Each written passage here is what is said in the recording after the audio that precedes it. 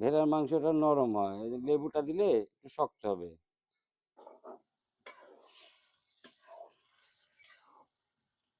আলহামদুলিল্লাহ, অনেক স্বাদ। হ্যালো বন্ধুরা, চলে আসলাম আবার তোমাদের জন্য নতুন এক রেসিপি নিয়ে। আজকে আমি ভেড়ার মাংসটা আমি লেবু দিয়ে 10 মিনিট ভিজা রাখবো।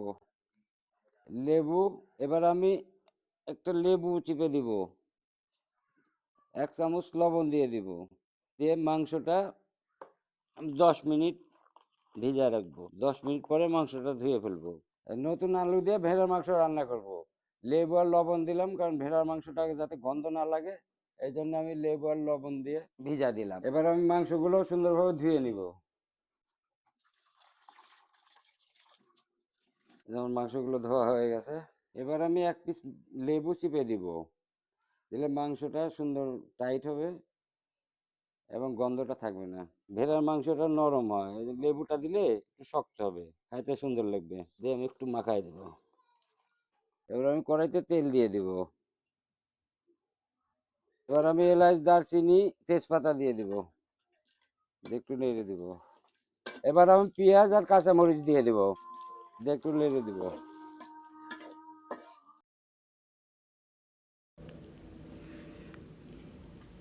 আদা রসুন বাটা, মরিচ, হলুদ, লবণ দিয়ে দিলাম, দিয়ে সুন্দরভাবে কষিয়ে নিব আমি।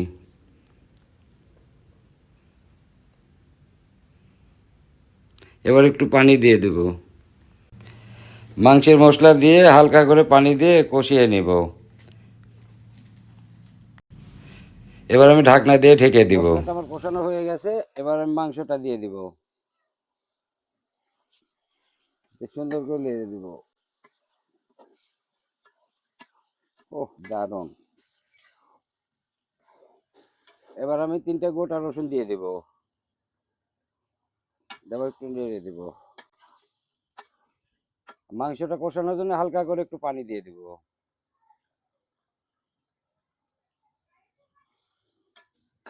এবার আমি ঢাকনা দিয়ে ঢেকে দিব। এবার আমি আলুগুলো দিয়ে দিব,